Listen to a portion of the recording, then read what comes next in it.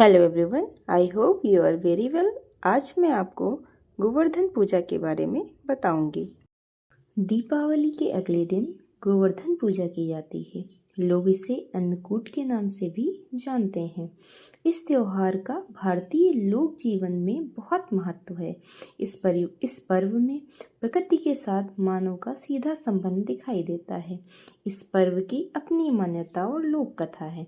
गोवर्धन पूजा में गोधन अर्थात गायों की पूजा की जाती है। शास्त्रों में बताया गया है कि गाय उसी प्रकार पवित्र होती हैं जैसे नदियों में गंगा।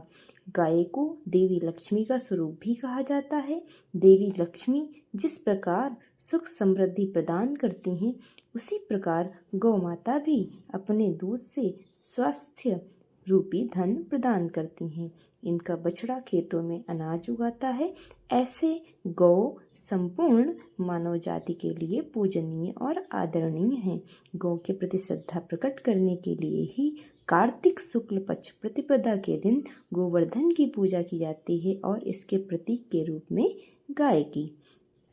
गोवर्धन पूजा के संबंध में एक लोक कथा प्रचलित है। कथा यह है कि देवराज इंद्र को अभिमान हो गया था। इंद्र का अभिमान दूर करने हेतु भगवान श्री कृष्ण ने एक लीला रची। एक दिन उन्होंने देखा कि सभी ब्रजवासी उत्तम पकवान बना रहे हैं और किसी पूजा की तैयारी में जुटे हैं।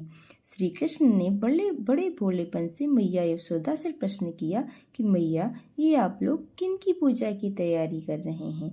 कृष्ण की बातें सुनकर मैया बोली, लल्ला, हम देवराज इंद्र की पूजा के लिए अन्नकूट की तैयारी कर रहे हैं। मैया के ऐसा कहने पर श्री कृष्ण बोले, मैया, हम इंद्र की पूजा क्यों करते हैं? मैया ने कहा, वह वर्षा करते हैं जिससे अन्न की उपज होती है, उससे हमारे गायों को चारा मिलता है।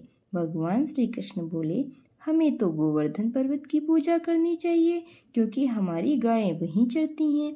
इस दृष्टि से गोवर्धन पर्वत ही पूजनीय है और इंद्र तो कभी दर्शन भी नहीं देते, वह पूजा न करने पर क्रोधित भी होते हैं, अतः इनकी पूजा तो नहीं करनी चाहिए। लीलाधारी की लीला और माया से सभी ने इंद्र के स्थान पर गोवर्धन पर्वत की पूजा की।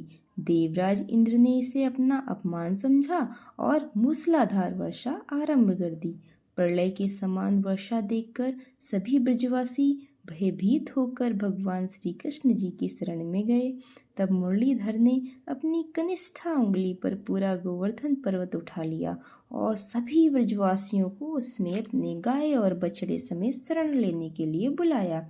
इंद्र कृष्ण की यह लीला देखकर और क्रोधित हुए। फलतः वर्षा और तेज हो गई। इंद्र का मान मर्दन के लिए तब श्री कृष्ण ने सुदर्शन चक्र से कहा कि आप पर्वत के ऊपर रहकर वर्षा की गति को नियंत्रित करें और शेषनाग से कहा कि आप मेड़ बनाकर पानी को पर्वत की ओर आने से रोकें। इंद्र निरंतर 7 दिन तक मूसलाधार वर्षा करते रहे। तब उन्हें लगा कि उनका सामना करने वाला कोई आम मनुष्य तो नहीं हो सकता, अतः वे ब्रह्मा जी के पास पहुँचे और सब वृत्तांत कह सुनाया। ब्रह्मा जी ने इंद्र से कहा कि आप जिस कृष्ण की बात कर रहे हैं वह भगवान विष्णु के साक्षात अंश हैं और पूर्ण पुरुषोत्तम नारायण हैं। ब्रह्मा जी के मुख से यह सुनकर इंद्र अत्यंत लज्जित हुए और श्री कृष्ण से कहा कि प्रभु, मैं आपको पहचान न सका, इसीलिए अहंकारवश भूल कर बैठा। आप दयालु हैं और कृपालु भी, इसीलिए मेरी भूल क्षमा करें। इसके पश्चात देवराज इंद्र ने मुरलीधर की पूजा कर उन्हें भोग लगाया। इस पौराणिक घटना के बाद से ही गोवर्धन पूजा की जाने लगी। ब्रजवासी इस दिन गोवर्धन पर्वत की पूजा करते हैं। गाय बैल को इस दिन स्नान कराकर उन्हें रंग लगाया जाता है व उनके गले में नई रस्सी डाली जाती है। गाय और बैलों को गुड़ और चावल मिलाकर भी खिलाया जाता है। Thank you.